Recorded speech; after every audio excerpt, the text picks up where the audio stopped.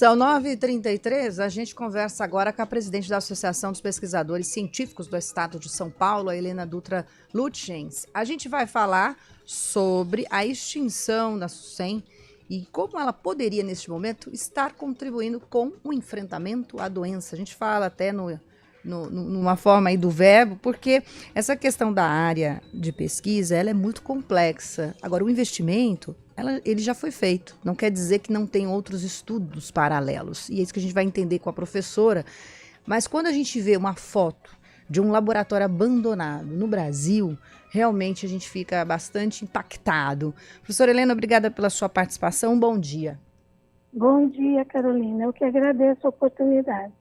Os investimentos na área de pesquisa, de ciência, já não são a contento dos pesquisadores. Nós sabemos, até por constatação na reportagem, professora, mas ver foto de um laboratório parado mexe bastante, inclusive com vocês que são da área. Ah, com certeza. Para nós é a interrupção de um trabalho de muitos anos, né? A SUSEM teria hoje bem mais que 50 anos. Então, houve um investimento do Estado na criação, na implantação de laboratórios no interior, concurso público para ajustar pesquisadores, investimento em pesquisa. E aí, em um dado momento, de uma forma bastante autocrática, né, sem consulta à própria comunidade, essa instituição foi extinta e os seus laboratórios, os seus pesquisadores, que são todos estatutários, portanto, eles continuam ativos e à disposição do Estado, têm condição de trabalho, né? Observei então, isso é aqui, muito triste, né? Muito. Eu observei aqui qual a quantidade de laboratórios nesta situação. Olha, os laboratórios da SUSEM tem os laboratórios de São Paulo e tem os laboratórios do interior. Em Campinas, por exemplo, tem um. Em Mogi Guaçu tem um. O laboratório de Campinas, o último pesquisador que tinha, ele se aposentou, então não tem pesquisador também no laboratório, entendeu? E tem em outras regiões do estado. Se não me engano, são 12 laboratórios. Eu sou um pouco ruim de números. Nós temos aqui a apuração do G1, professora Yasmin Castro. Ela conseguiu fazer essa conta. Segundo ela, são 14 que deixaram de ser vinculados 14, a uma instituição. Fui eu que conversei com a Yasmin. É que eu, como eu te disse, eu guardo pouco número. Eu guardo, sim, a situação, que é muito dramática, porque você tem hoje um momento de um novo surto de dengue, que muito provavelmente traz novas condições para a doença. Por que a doença voltou com tanta força? O que se precisaria estar acompanhando, estudando sobre o vírus, sobre o mosquito transmissor, sobre as condições ambientais para o desenvolvimento tanto de um quanto de outro? Todas essas respostas os pesquisadores buscavam e estariam buscando se tivessem condição de trabalho. E essa é a questão da pesquisa, né? É buscar respostas para aquilo que interessa para a sociedade, especialmente a pesquisa pública, né? Que é desenvolvida por órgãos de Estado. Ela está sempre voltada para o interesse da sociedade. Então, essas respostas que hoje a gente precisaria para as medidas preventivas, para a evolução das vacinas, essas respostas foram, esses trabalhos de busca dessas respostas estão interrompidos. Professora, então, você tem um período de mudanças ambientais graves, assim, que implicam em várias questões, né, para a gente, para a sociedade como um todo, e que muito provavelmente estão implicando nesse novo surto, e você não tem mais condição de continuar estudando esse assunto, né? Professora, até falando nisso, bom dia primeiramente, que é Guilherme Pierangeli. Bom dia. Esses servidores que estavam vinculados, né, foram transferidos para outras unidades, para o Instituto Pasteur, né? O Pasteur, Pasteur, o isso. Instituto Pasteur, que tem sede em São Paulo. E por que nesse instituto ou em outros locais em que eles estão, eles não conseguem ter as mesmas condições para continuar desenvolvendo esse trabalho de pesquisa? O que atrapalha exatamente? Então, muitas pessoas podem dizer que é uma questão burocrática, que a burocracia atrapalha, mas não é isso. São questões até de segurança, de continuidade de serviço público. O Pasteur, ele tem uma outra missão. A missão do Instituto Pasteur é o estudo da raiva. E ele tem uma figura jurídica que impediu que ele abraçasse todos os laboratórios da SUSEM. Ele não tem uma estrutura regionalizada como a SUSEM tinha.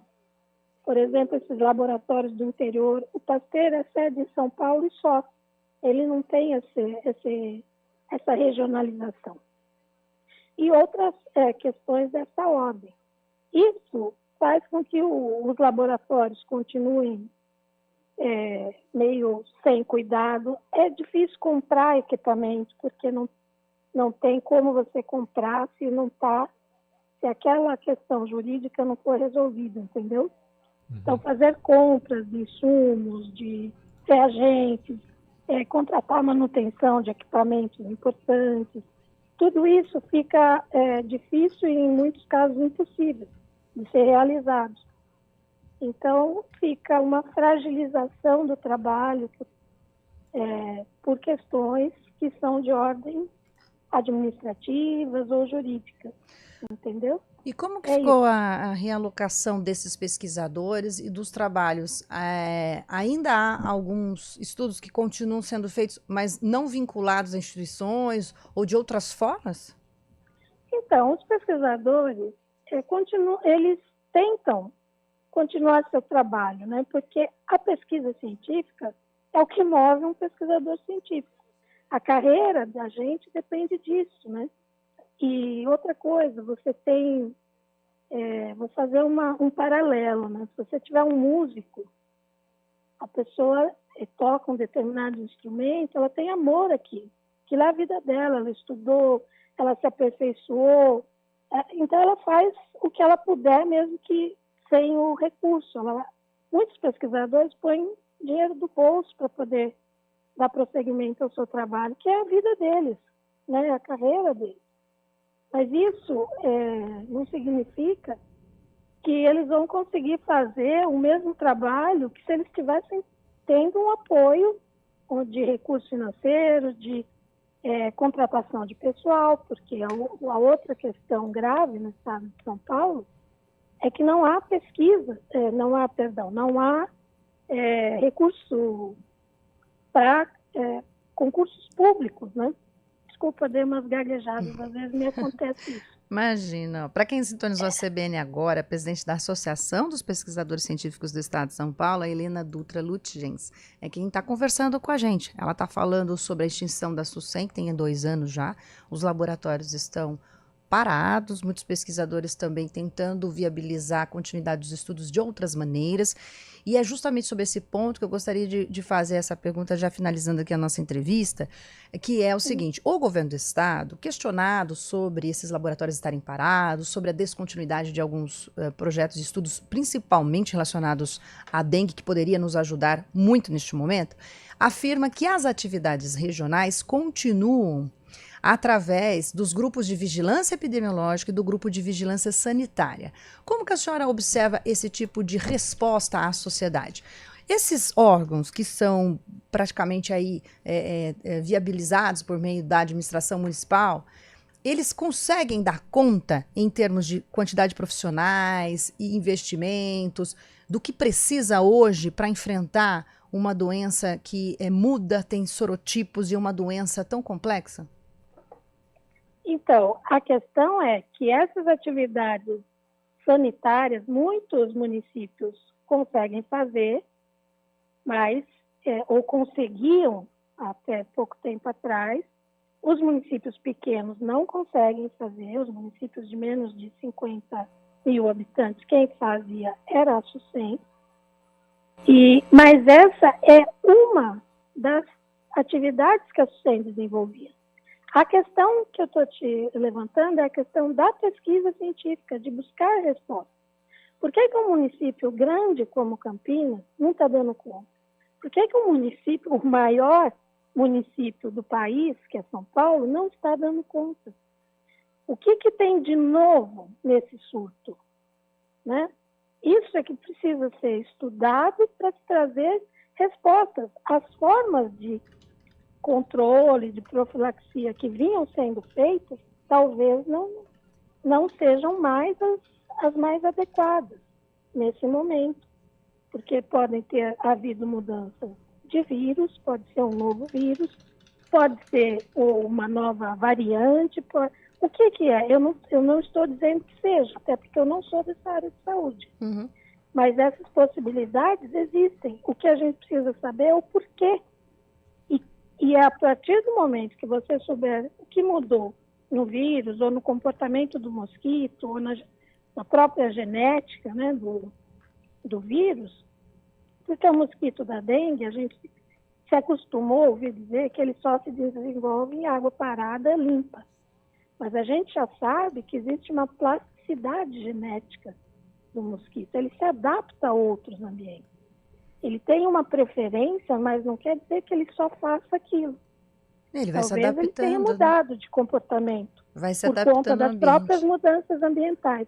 Então, essa parte do trabalho da SUSEM é que está extremamente prejudicada com a extinção. É por isso que a SUSEM deveria ser recriada, né? Voltar a existir. E, professora, muito importante, era um órgão muito importante. Nesse sentido, vocês já tomaram alguma medida? Vocês estão tentando fazer com que a SUSEM volte a existir dentro do Pasteur? É isso? Já tem algo, até o Ministério Público está envolvido? Então, dentro do Pasteur é preciso criar as condições necessárias. Se essa for a solução, é preciso que seja dado as condições necessárias para que esses pesquisadores trabalhem, entendeu? E isso é uma questão jurídica, então, por isso o Ministério Público tem que ser ouvido, né, em relação a isso. Perfeito. Quero agradecer a participação da Helena Lutjens aqui na CBN Campinas. Obrigada pela entrevista e os esclarecimentos. Eu que agradeço mais uma vez a vocês a oportunidade de trazer esse assunto. O presidente da Associação dos Pesquisadores Científicos do Estado de São Paulo comentou com a gente sobre a extinção há 2 anos do órgão que pesquisava, entre outros temas, a dengue aqui em São Paulo. Os laboratórios estão sem manutenção, um deles na cidade de Campinas, e dentro desse trabalho, cerca de 900 servidores foram deslocados para outras repartições, lamentando o fato dos laboratórios estarem impedidos também de comprar insumos, exercer atividades de manutenção, o que tem gerado um abandono nessas sedes, entre elas uma também na capital. CBN Campinas.